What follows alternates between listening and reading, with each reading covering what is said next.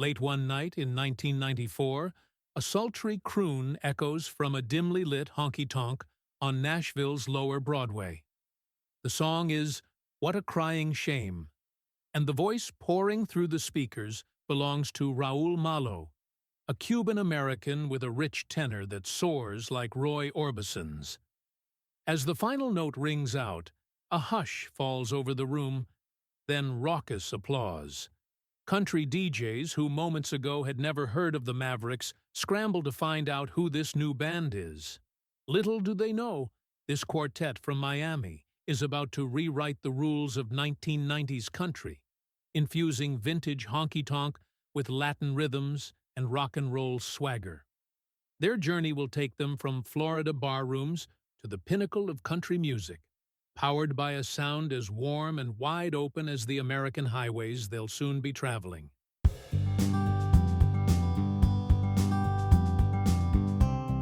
Well, hello, friends, and welcome to the Two for Tuesday podcast, brought to you by Second Round Music.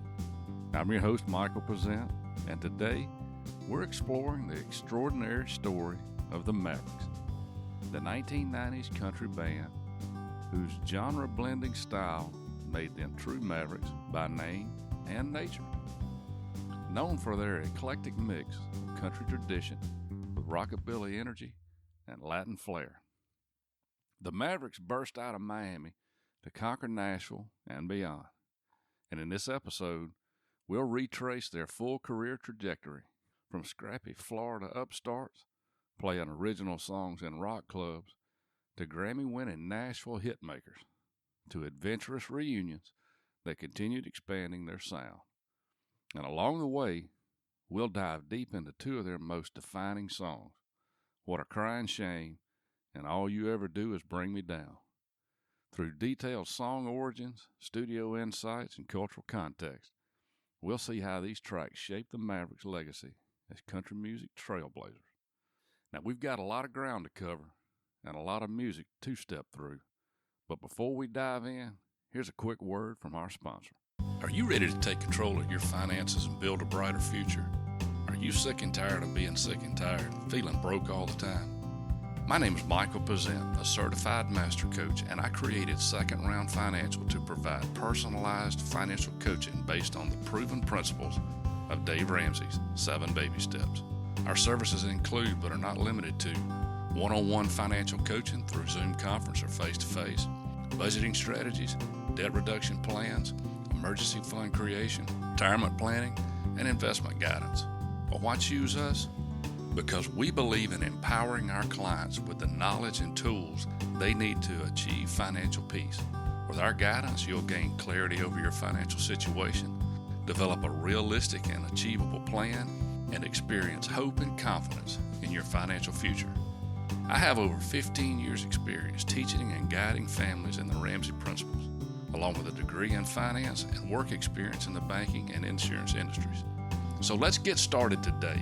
Go to secondroundfinancial.com and click Book Now to schedule your free consultation today. And now we're back. So let's get started at the beginning of the Mavericks' journey. Now, the story of the Mavericks doesn't begin in Nashville. It starts in the vibrant Latin and rock music scene of Miami, Florida. And it was there in 1989 that Raul Malo, a son of Cuban immigrants, met Robert Reynolds, a bass player from Kansas City. And they bonded over their love of classic country and rock icons like Roy Orbison, Elvis Presley, and Johnny Cash, influences that would later echo in their music. Adding drummer Paul Deacon, a native Ohioan and friend of Reynolds, and guitarist Ben Peeler, the young band called themselves the Mavericks, and it was a name befitting their nonconformist spirit. And at the time when local country bars demanded cover songs, the Mavericks insisted on playing original material. So they gigged mostly in rock clubs around Miami, and their sound was already different. Malo's booming voice could croon a country ballad in one moment and wail a rockabilly rev-up the next. Now, while the band mixed hillbilly twang with Cuban rhythms in a way nobody had quite ever heard before, By 1990, the Mavericks self-released an independent album, and it generated enough local buzz to catch industry ears. And the big break came at a showcase in Nashville, where MCA Records executives were so impressed that they signed the band on the spot before the band even finished their sound check, as legend would have it. And suddenly, this Miami bar band had gotten their shot at the country big leagues. Now, the Mavericks' major label debut album, From Hell to Paradise, back in 1992, hinted at their potential. It was produced partly in Miami's Criteria Studios. It included songs about immigrant struggles. The title track drew from Malo's Caribbean heritage, alongside country covers, showcasing the band's social consciousness and roots sensibilities. Critics took note. Entertainment Weekly praised their blend of hillbilly heart and modern muscle, but mainstream radio remained hesitant. A Hank Williams cover barely grazed the chart at number 74, and it was clear the Mavericks needed a defining hit of their own. And that hit arrived with their third album, What a Crying Shame, back in 1994. Working with producer Don Cook, renowned for his work with Brooks and Dunn, the band polished their sound without losing its core. The album's blend of rootsy country and vintage pop elements marked the moment the Mavericks hit full stride. And in a savvy move, Malo began co-writing with Costas, a Nashville songwriter known for his neo-traditional country hits. And together they penned the album's title track, What a Crying Shame. Now, this was a heartache song with an irresistible retro vibe. Initially, radio programmers weren't sure what to make of Malo's soaring, Orban-esque delivery and the song's 50s pop meets honky-tonk style. But Malo and MCA, well, they believed in the track, and he urged the label to keep promoting What a Crying Shame through the winter holidays, confident its moment would come. And sure enough, by early 1994, it caught fire, eventually climbing the number 25 on Billboard's country chart. Now, up north, Canadian fans sent it all the way up to the top 10, and the Mavericks had arrived. The What a Crying Shame album proved to be a smash, and it spawned 5 radio singles, and its infectious mix of weepers and rockers produced back-to-back hits. The bouncy Oh What a Thrill went even higher, up to 18 in the U.S., and in the top 10 again in Canada, followed by barroom favorites like There Goes My Heart. And by February of 1995, the album was certified platinum in the U.S.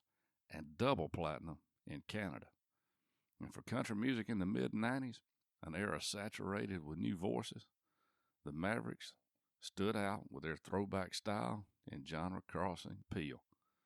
And they racked up industry accolades as well. In 1994, the Academy of Country Music named them Top New Vocal Group, and a year later, they won the CMA's Vocal Group of the Year award. Critics and peers marveled at Malo's velvet voice and the band's musical range. And at the 1995 Grammy Awards, What a Crying Shame earned the Mavericks their first Grammy nomination for Best Country Performance by a Duo or a Group. And the following year, they won the Grammy for that category, along with another song that we'll discuss a little later. And the Mavericks were now firmly established as one of country's most exciting groups. Now, while What a Crying Shame made them stars, the Mavericks refused to play it safe or to be pigeonholed. And their next album, Music for All Occasions, which was released in 1995, stretched their style even further. And Malo's songwriting embraced playfulness and diversity. And the album even included the catchy cover of Something Stupid as a duet with Trisha Yearwood. The lead single, Here Comes the Rain, which is one of my favorites of theirs, was co-written by Costas. And it was a soulful, slow-burn ballad, a heartbreak that highlighted Malo's dramatic vocals. Now, it only reached number 22 on the charts.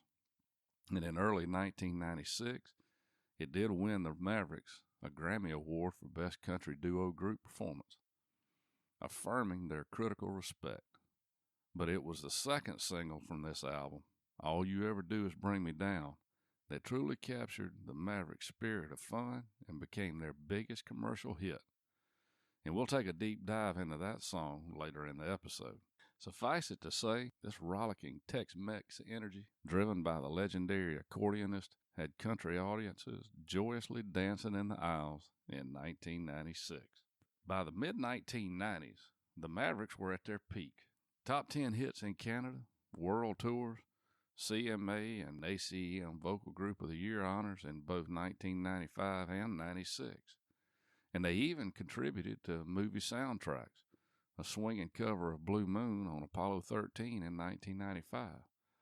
Now, on stage, the band earned a reputation as electrifying live performers, equally adept at delivering tear-in-your-beer ballads and high-octane rockers. Raul Malo's voice, often compared to Roy Orbison for its vocal range and purity, could bring an audience to a pin-drop silence or erupting in a cheer. As one observer noted, Malo might have the best male voice in music back then, a once-in-a-generation instrument that gave the Mavericks their unique identity. Now, I would definitely agree with that. Now, after extensive touring, the Mavericks briefly took a break in late 1996, but Malo's creative restlessness wouldn't let him stay idle for long, and he experimented with pop standards in Nashville's clubs during the hiatus, and he was hinting at a broader palette that he wanted to explore. And the band reconvened to record the album Trampoline in 1998, which would be their boldest, most genre-defying album yet. And as drummer Paul Deacon later said, "We didn't play it safe on these records." And indeed, Trampoline incorporated Latin salsa rhythms, horn sections, and lush pop orchestration into the Mavericks sound. And the standout track was Dance the Night Away. Now, it was a jubilant Latin country dance song that became a surprise international hit. And while American country radio was lukewarm, because the song barely charted in the U.S., in the U.K., Dance the Night Away shot to number 4 on the pop charts, introducing the Mavericks to a massive new audience. And in concert halls from London to Dublin, fans who had never heard of the Texas two-stepper were now swaying to a Cuban mambo beat under Malo's spell.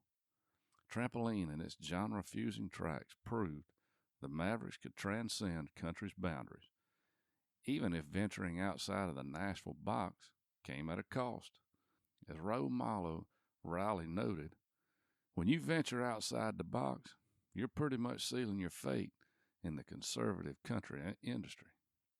And by 1999, despite critical acclaim, the band's relationship with MCA Nashville had frayed, and country radio simply didn't know where to slot the group that could jump from a Tex-Mex polka to dreamy pop ballads, and the Mavericks parted ways with MCA that year, releasing a greatest hits compilation, Super Colossal Smash Hits of the 1990s, as their swan song with the label. But in 2000, at what seemed to be their commercial height, the Mavericks disbanded, and the result of burnout, creative tensions, and changes at the record label. Now, Malo embarked on a solo career, delving into everything from vintage pop to Latin music on his own records. His incredible voice found new settings, from lush string-backed ballads to Latin jazz, and even an album of Spanish boleros. Other members pursued their own projects for a while. The fans feared what a crying shame it was. You heard what I did there. Well, never mind. Fans feared what a crying shame it was that the innovative band's run had now ended too soon. But the story doesn't end there. True to their name, the Mavericks eventually wrote again. And a brief reunion in 2003 produced a self-titled album on a new label.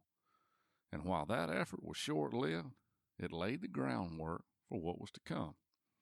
And in 2012, Malo, Deacon, and keyboardist Jerry Dale McFadden now an official member after touring for many years, and guitarist Eddie Perez, who had joined the band in the early 2000s, reunited in full. Now, this second reunion sparked a creative renaissance, and the band signed with Big Machine's Valerie label and released an album called In Time in 2013. And it was joyful, eclectic, and unmistakably Mavericks.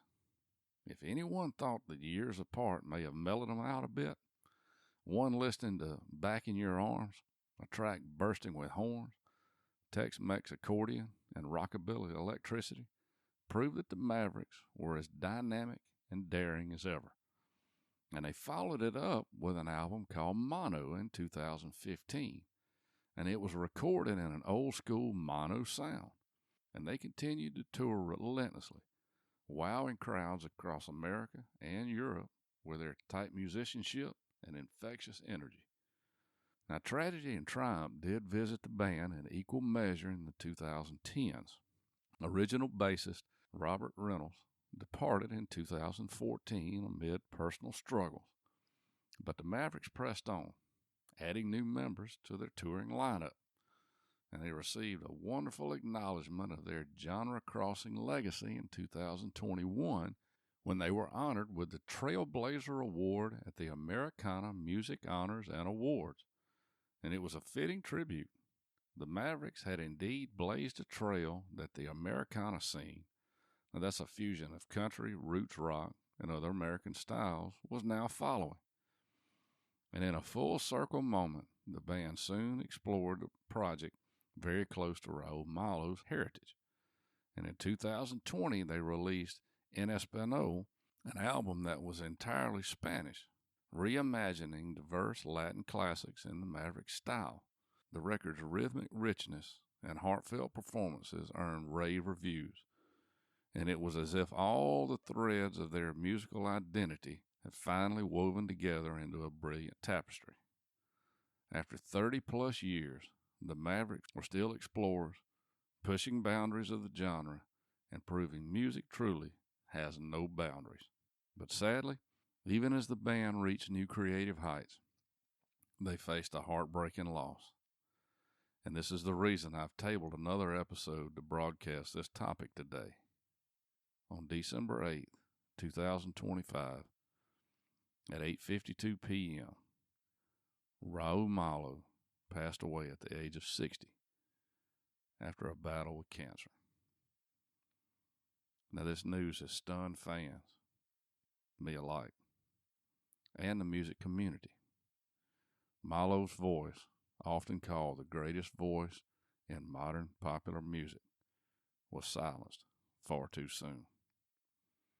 Yet his legacy lives on in every record and every song the Mavericks ever shared with the world. Now, as we celebrate two of those defining songs next, we'll hear the echoes of a voice and a band that will forever be one of a kind. Now, to understand the full impact of the Mavericks, let's dive into the first of our spotlight songs, the breakthrough hit that put them on the map. Now, when the Mavericks released What a Crying Shame in late 1993, it marked the moment their talents coalesced into a song that could stop listeners in their tracks. This aching mid-tempo ballad became the band's calling card and a cornerstone of 1990s country music. Now, What a Crying Shame was written by Raul Malo in collaboration with songwriter Costas Lazarides, known simply and professionally as Costas. And at the time, Costas was a hot hand in Nashville, having penned hits for Patty Loveless and Dwight Yoakam and many others. And Malo's partnership with him was strategic. See, Malo had a deep love for classic country heartbreaker songs, and Costas had a knack for crafting them. And according to country lore, the idea of What a Crying Shame sprang from a simple, timeless feeling, the regret of lost love, couched in a phrase so country perfect it could have been uttered by Hank Williams decades earlier. Oh, What a Crying Shame is the song's bitterly iconic hook. The narrator marvels that a love so true could fall apart so wrong. Malo has noted that he was influenced by the emotional drama of Roy Orbison's ballad when writing this track, aimed to create a song that builds from sorrowful croon to soaring climax.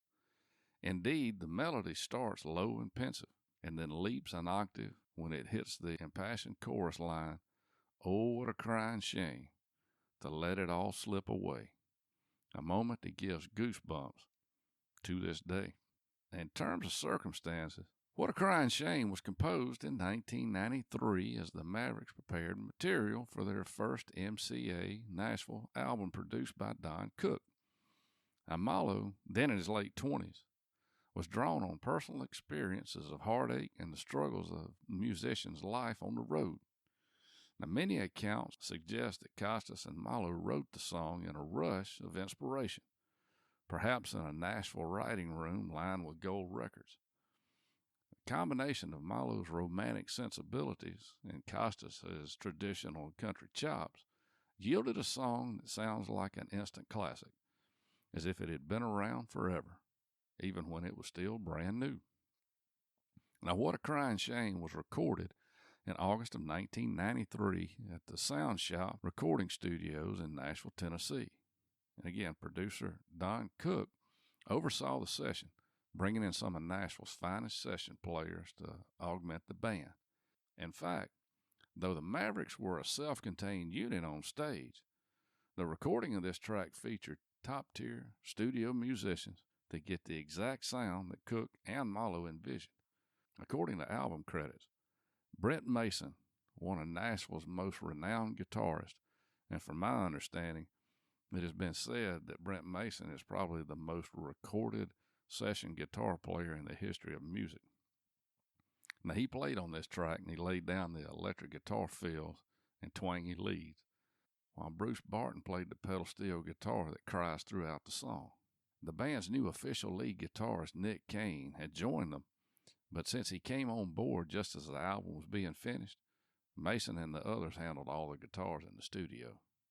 Now, Malo himself played an acoustic guitar, and he guided the band through the arrangement that he had imagined.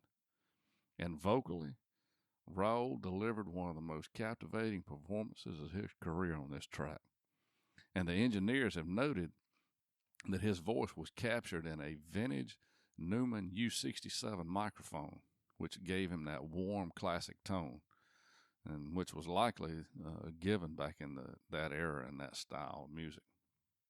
Now, he reportedly sang live with the band in the studio rather than overdubbing it later, to fully feel the band's groove and to convey the emotion in real time. And you can hear the subtle quiver in his sustained notes, and that's the sound of a singer that's inhabiting the song's heartache. Now, it's worth noting that the session was recorded and mixed on an analog tape, which was a common practice in 1993, which imparted a slight tape warmth, and it completed the song's vintage vibe. Now, MCA Nashville released What a Crying Shame as the lead single and title track from the album of the same name. And it first hit radio in November of 1993, right before the holiday season. And the full album followed on February 1st of 1994. And at that moment, country radio was dominated by both slick new country sounds and neo-traditionalists.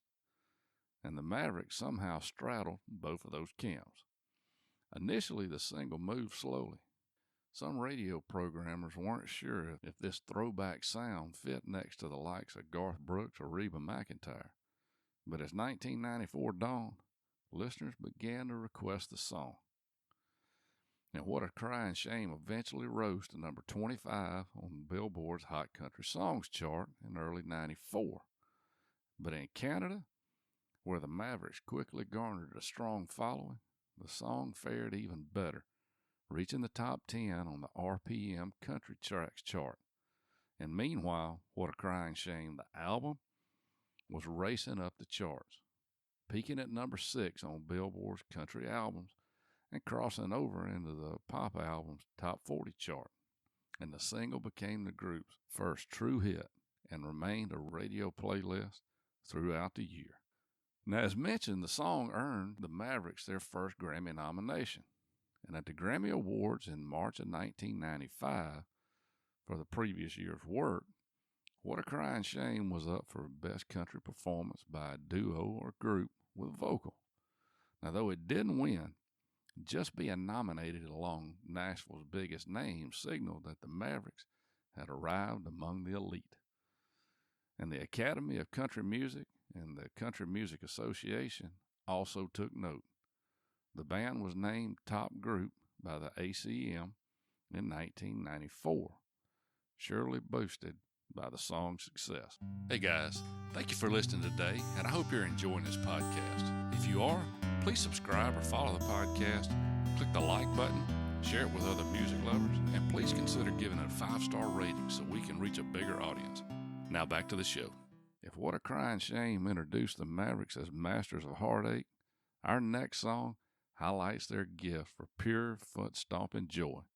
So let's flip the coin from sorrow to celebration as we delve into the rollicking, accordion-fueled anthem that became their biggest hit.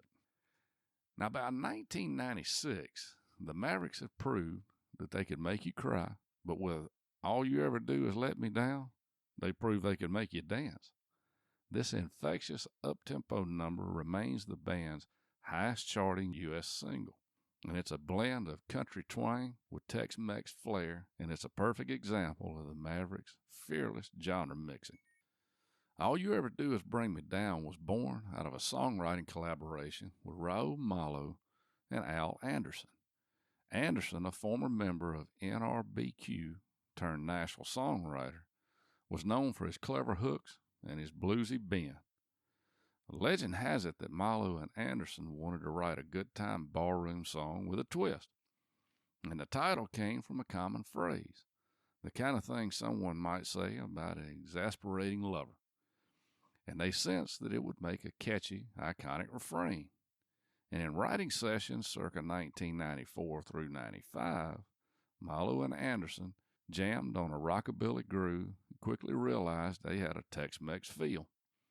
Malo, always eager to interject his Latin roots, leaned into that vibe. And they structured All You Ever Do Is Bring Me Down as a playful call and response. Now, the verses list the ways that the lover disappoints, and the chorus delivers the punchline complaint, because all you ever do is bring me down. And despite the seemingly negative lyric, the mood of the song is exuberant, tongue-in-cheek, and essentially the narrator is so frustrated that he decided to sing and swing through the blues. Inspiration for the song's feel came from Malo's love of Tex-Mex border music and the lively accordions of Flaco Jimenez and the Texas Tornadoes, combined with the rockabilly shuffles of Buddy Holly. In fact, during the writing, Malo reportedly said, "This one needs Flaco." And indeed, he was right. All You Ever Do Is Bring Me Down was recorded during the sessions of the Music for All Occasions album back in March of 1995. And the studio was likely in one of Nashville's premier rooms, with Malo co-producing alongside Don Cook. Now, by now, the Mavericks had honed their studio process and even took on more production control. Malo knew that to get the authentic Tex-Mex sound, they needed the real deal on the accordion. Enter Flaco Jimenez, the legendary Tejano accordionist from San Antonio. Flaco was a 5-time Grammy winner and had played with everyone from the Texas Tornadoes to Dwight Yoakam. All You Ever Do Is Bring Me Down was released to country radio in January of 1996 as the second single from Music of All Occasions, following Here Comes the Rain in mid-1995. Now, by this time, the Mavericks had momentum, and radio programmers were eager for an upbeat track from them. And the song quickly caught on. It debuted on the charts and climbed steadily from number 13 on Billboard's Hot Country Songs in the spring of 1996. That chart peak made it the Mavericks' highest charting U.S. single ever, a feat made more impressive by the fact that it was so unapologetically different from a typical country fare. And in Canada, The track also performed well, reinforcing the Mavericks' string of hits up there. Now, interestingly, the song achieved something rare. It introduced mainstream country audiences to accordion sounds without alienating them. Now, as the San Antonio Express News noted, it was the only time Jimenez appeared on the country singles chart, a crossover moment for Tex-Mex music into Nashville's world. Now, that's a cultural milestone attributed to this track. Bring Me Down rode the charts for many weeks and became a staple on jukeboxes and dance halls. Now, while it didn't cross over into the pop chart, it did make some minor appearances on the broader Hot 100 due to the solid sales and airplay. Fans bought the CD single and the album, keeping Music of All Occasions at gold certification. Now, in early 1997, All You Ever Do Is Bring Me Down earned the Mavericks yet another Grammy nomination for Best Country Duo Group Performance, following the previous year's win for Here Comes the Rain. And though, again, it didn't win, competition was pretty tough in 97. The nomination underscored how the industry recognized the song's brilliance. Additionally, the song helped the Mavericks clinch a second CMA Vocal Group of the Year award in 96, as their overall work for that year, including this hit, made them the toast of country music.